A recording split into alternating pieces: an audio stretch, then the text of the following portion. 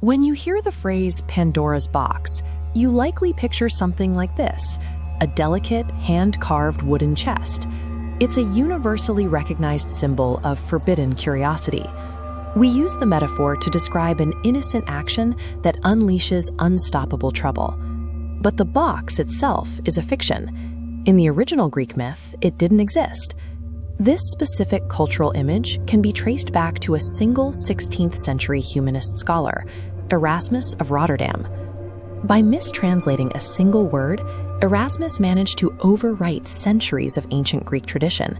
He replaced the original object with a different one entirely, creating a new visual standard that has lasted for 500 years. The error occurred while Erasmus was translating Hesiod's ancient Greek texts into Latin. He encountered two terms that look and sound remarkably similar. Hesiod's actual word was pithos.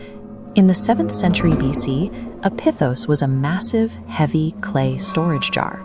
These were often as tall as a person and used for bulk supplies like grain and wine, or even as containers for the dead. Erasmus confused pithos with pyxis, the Greek word for a small, decorative casket or box. This isn't just a minor technicality. If we've spent half a millennium picturing the wrong object, we've been looking at a version of the story that the ancient Greeks wouldn't recognize.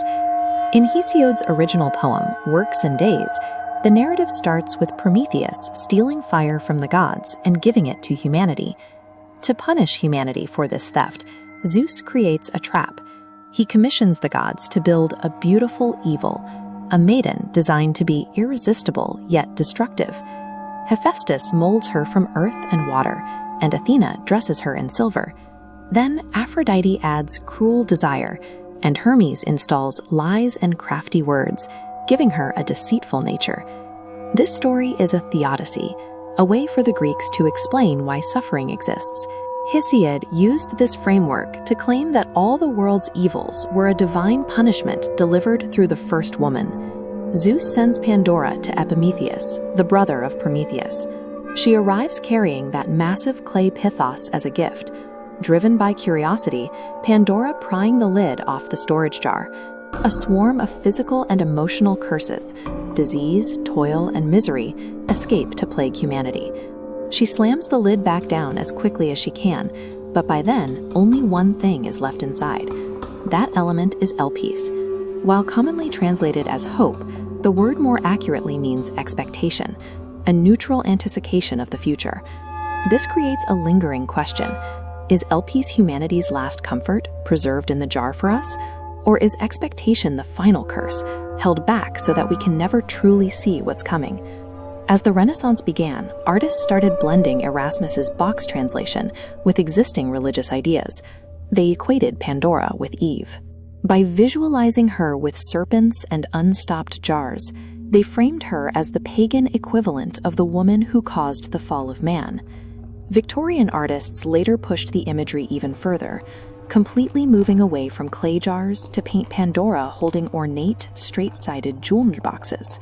The massive earthen vessel of the 7th century BC was replaced by a delicate Victorian prop. The visual myth was updated to fit the moral and artistic fashions of a different era. By 1929, the myth was being reevaluated. Director G.W. Pabst brought the story into the modern age with his silent film, Pandora's Box. Pabst cast Louise Brooks as Lulu, a modern version of Pandora.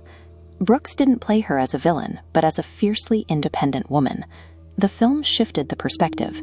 Instead of a woman to be blamed for curiosity, Lulu became a mirror that exposed the hypocrisy of the men who tried to control her.